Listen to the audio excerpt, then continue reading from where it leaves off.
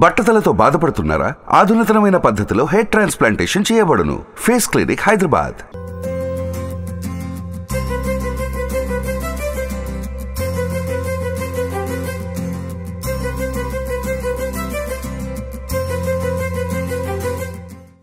అతను ఆ ఇంటికి ఒక్కడే వారసుడు. MBA పూర్తి చేశాడు. దేశ రక్షణకు వెళ్ళాలనుకున్న నిర్ణయం తీసుకున్నాడు. ఏమైందో ఏమో ఆ నిర్ణయాన్ని మొత్తం విరమించుకొని కూడా తనకిష్టమైనటువంటి రంగం వైపు అడుగులు వేశాడు. తేనె పరిశ్రమలో రాణిస్తూ నెలకు వేలాది రూపాయలు సంపాదిస్తున్నాడు. అతను ఎవరో కాదు, అతనే గంధం సురేంద్ర. ప్రస్తుతం ఆ సురేంద్ర మనతో ఉన్నాడు. అతని సక్సెస్ స్టోరీ ఏంటో అతనే అడిగి తెలుసుకుందాం. సురేంద్ర, హాయ్. సురేంద్ర, అంటే ఒకటే MBA పూర్తి చేసావు, దేశ రక్షణ వైపు అడుగులు వేసావు, సైన్యంలో చేరాలనుకున్నావు, దేశానికి ఒక అడ్డుగోడగా నిలవాలనుకున్నావు.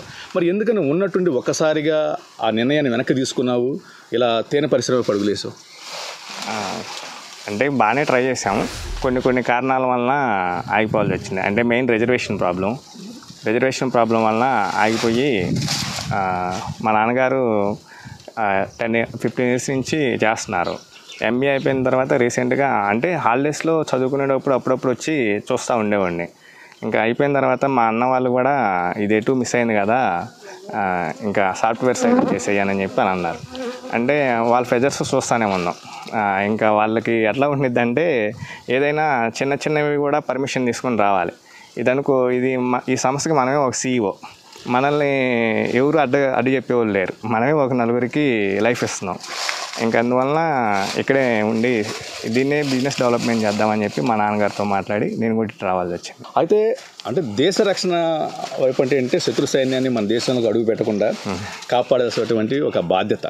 కానీ ఇక్కడ వచ్చేసరికి తేనె పరిశ్రమ అంటే నిజంగా ఆ తేనె తీసేటప్పుడు కూడా వాటిని పొగబెట్టి పక్కకి నెట్టి వాటి కష్టాన్ని కూడా దోచుకుంటున్నారు ఒక రకంగా చెప్పాలంటే. మరి ఎలా ఉంటుంది ఆ టైం సందర్భంలో? అంటే వాటికి ఇబ్బంది లేకుండా చేస్తున్నాం, మనకు కూడా లైఫ్ ఉండాలి కదా.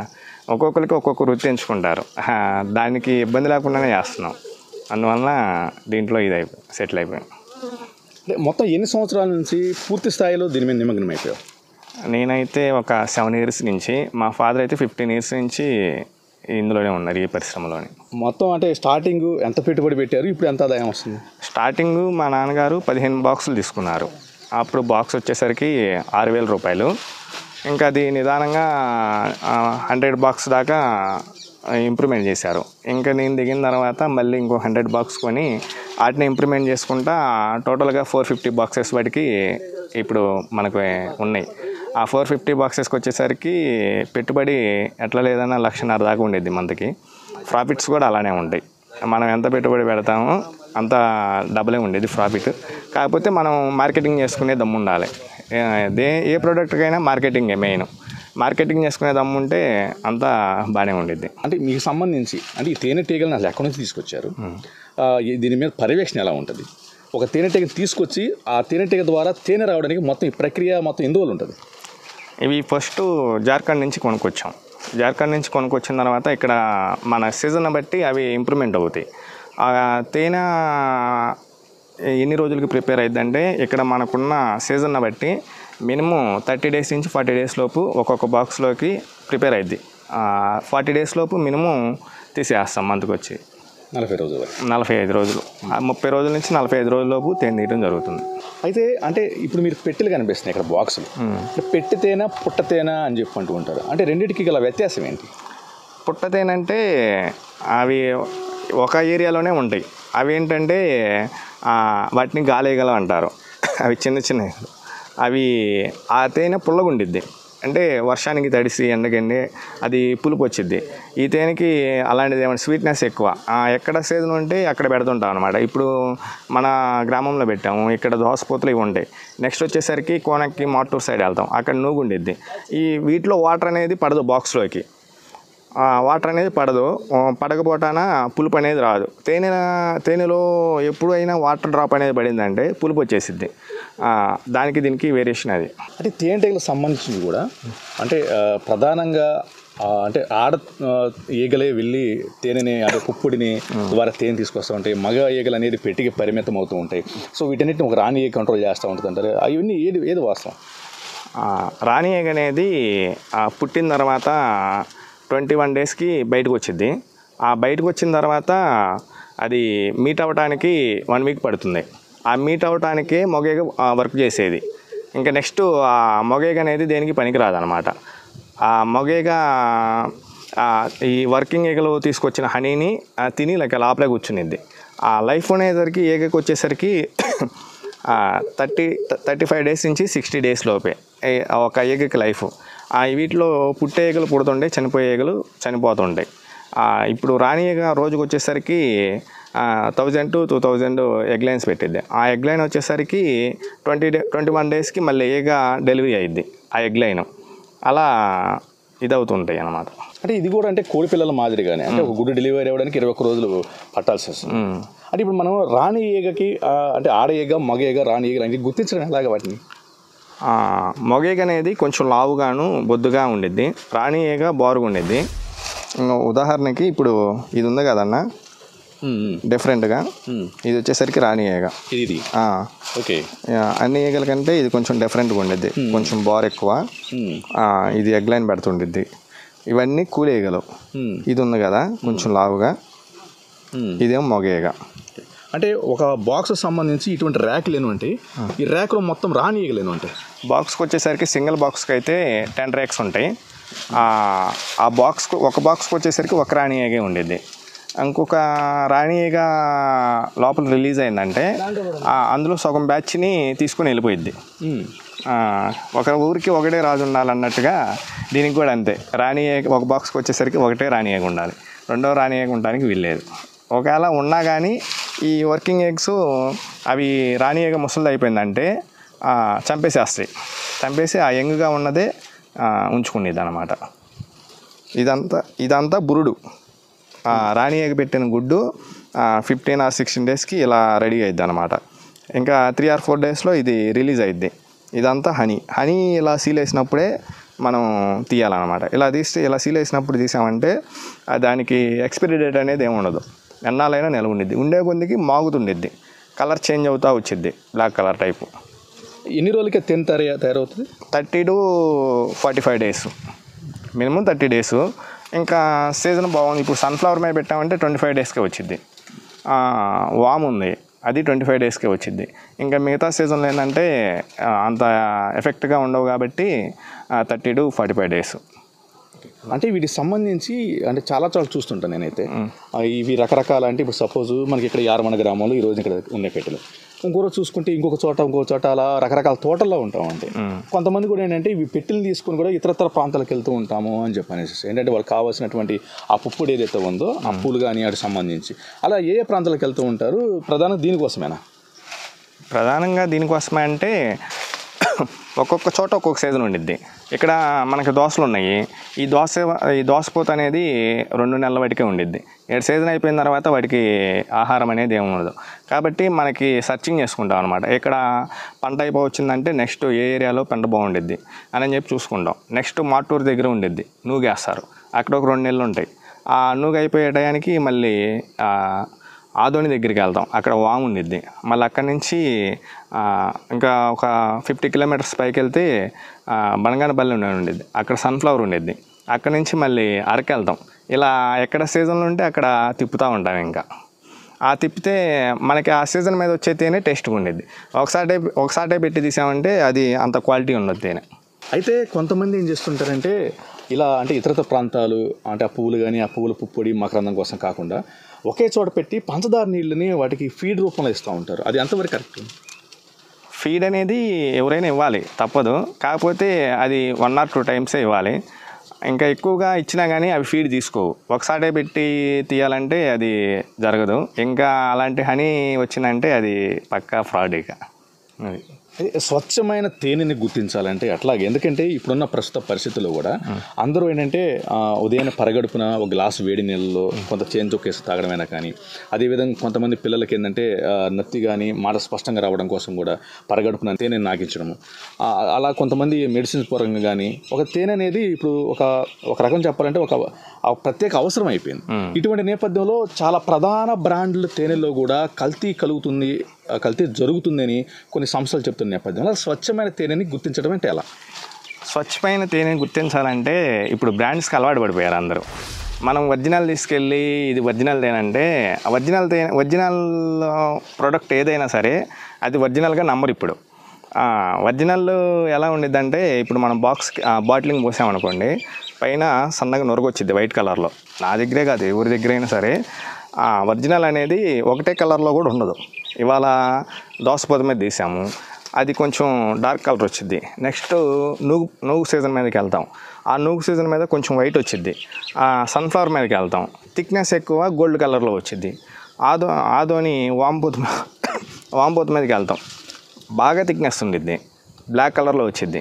ఆ ఒరిజినాలిటీ అనేది ఆ థిక్నెస్ కొంతమంది అంటారు, పోయినసారి థిక్నెస్ పంపించావు, ఇప్పుడు పల్సగా వచ్చింది, నాకు థిక్నెస్సే కావాలంటారు. అది బయట క్లైమేట్ని బట్టి హనీ వస్తుంది మనకి.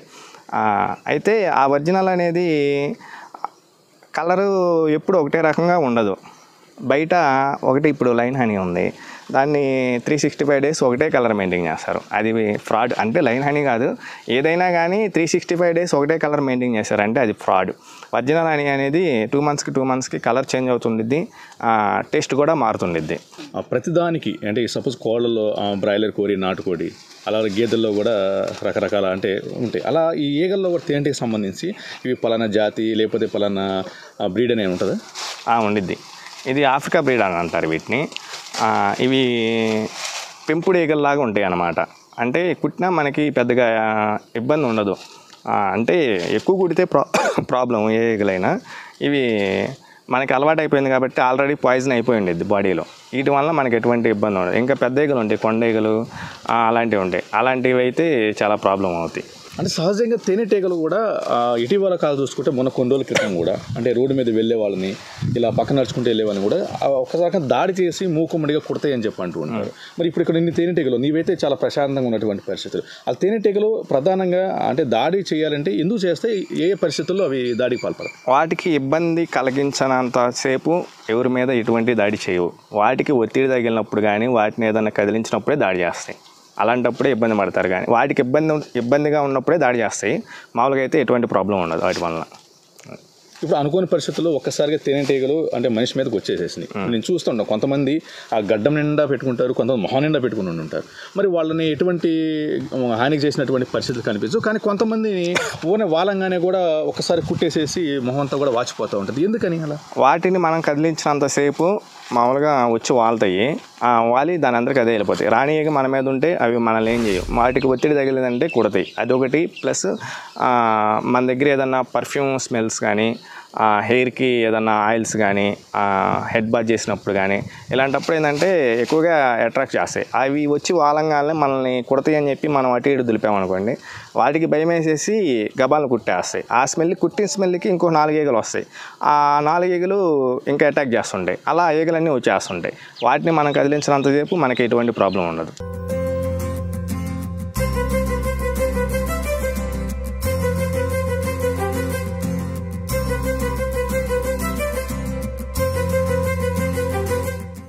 అయితే ఒక ఈగ కుట్టిన తర్వాత మనిషిని కుడితే ఈగ వెంటనే చచ్చిపోతుంది లేదా కొన్ని నిమిషాలు చచ్చిపోతుంది అని ఒక ప్రచారం ఉంది, వాస్తవేనా? వాస్తవమే.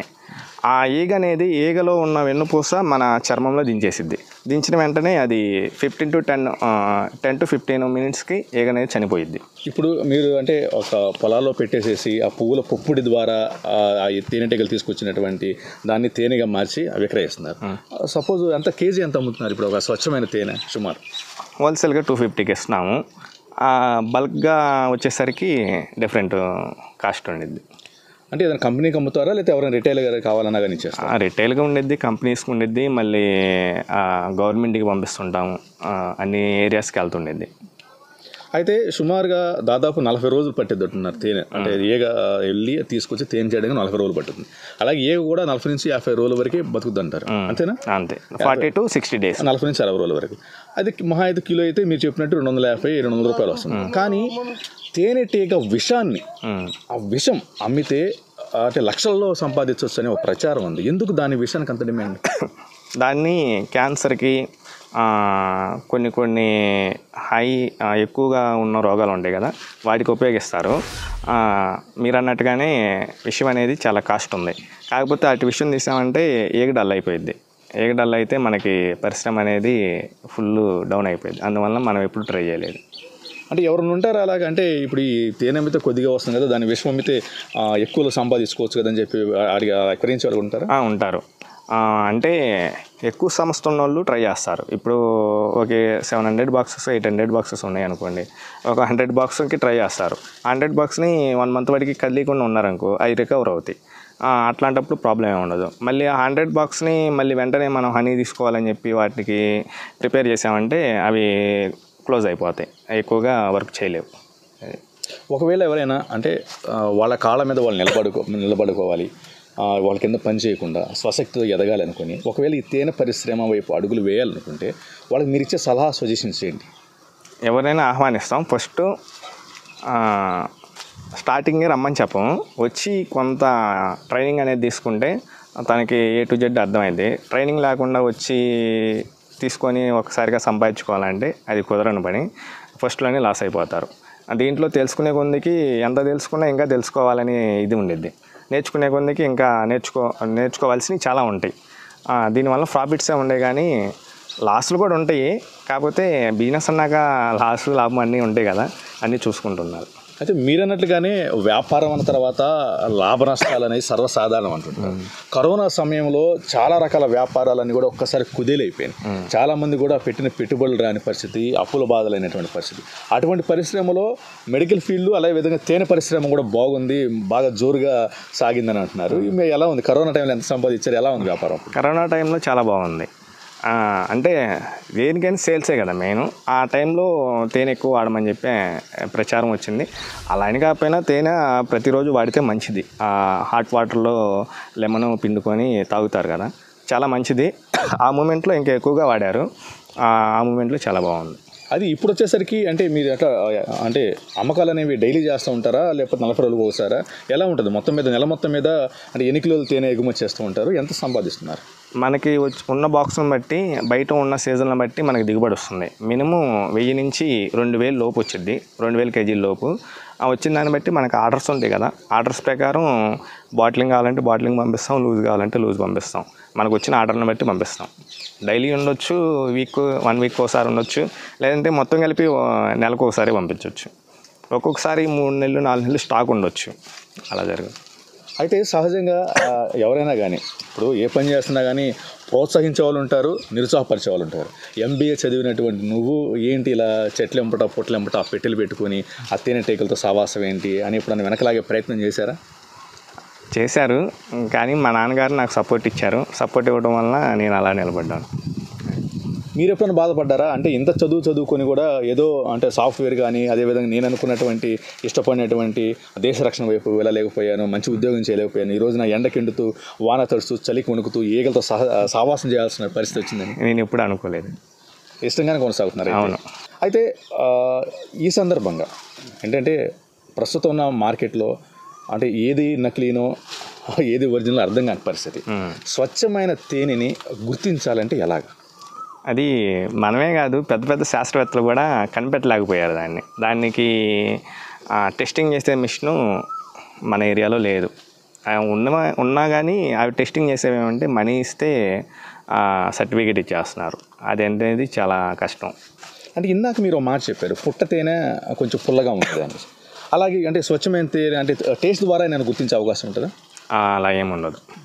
తేనె అనేది ఒరిజినల్ తేనె అనేది ఎప్పుడైనా బాటిలింగ్ చేస్తే పైన సన్నగా అయినా నొరగ వచ్చింది.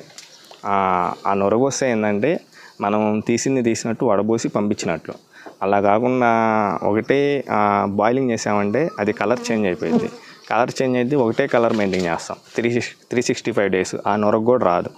ఆ బాయిలింగ్ చేసిన తేనెకి ఏంటంటే విటమిన్స్ అనేది లాస్ అయిపోతాయి. ఇంకా తేనె వాడినా ఒకటే వాడకపోయినా ఒకటే. ఆ విధంగా కొంచెం గుర్తుపట్టవచ్చు.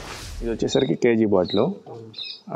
మామూలుగా ఏంటంటే మేము ఇంటికి తీసుకెళ్ళిపోయి ఒక పెద్ద రమ్ము ఉండిద్ది. ఆ రమ్ములో పోసేసి దానికి ఒక క్లాత్ కట్టేసి దాంట్లో వడపోసేస్తాం. వడపోసేస్తే ఏంటంటే ఇక్కడ నలకలు ఉన్నాయి కదా, ఈ నలకలన్నీ పైన క్లాత్ మీద ఆగిపోతాయి. క్లాత్ మీద ఆగిపోతే ప్యూరిఫై మొత్తం కిందకి వెళ్ళిపోయిద్ది. ప్రతి తేనెలో కొంచెం గ్యాస్ అనేది ఉండిద్ది. ఆ గ్యాస్ ఏంటంటే 24 hours మనం వడపోసిన తర్వాత 24 hours ఆగిన తర్వాత బాటిలింగ్ చేస్తే లైట్గా నొరగొచ్చిద్ది. దాని ఒరిజినల్ అని కొంత గుర్తుపట్టవచ్చు మనం. అంటే మీకు తెలిసి అంటే తేనె వాడడం వల్ల కలిగే ప్రయోజనాలు, లాభాలు, ఉపయోగాలు అంటే ఏం చెప్తారు?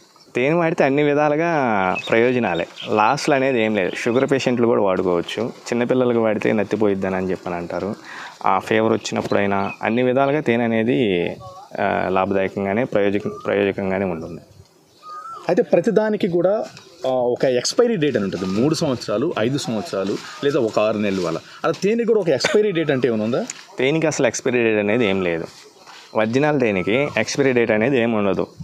కాకపోతే కలర్ చేంజ్ అవుతుంది. కలర్ చేంజ్ అయ్యే కొద్దికి మాగుతుండిద్ది. ఎంత మాగితే అంత మంచిది కలర్.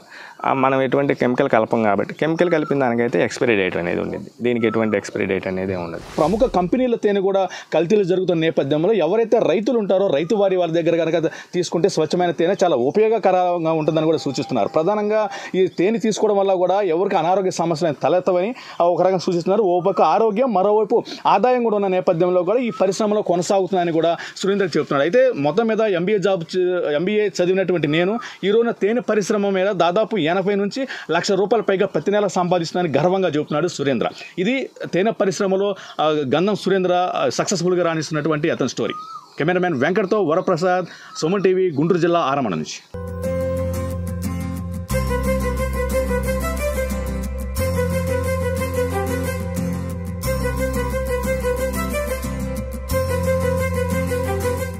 సుమన్ టీవీలో మీ పర్సనల్ అండ్ బిజినెస్ ప్రమోషన్స్ కోసం కింది నెంబర్కి కాంటాక్ట్ చేయండి.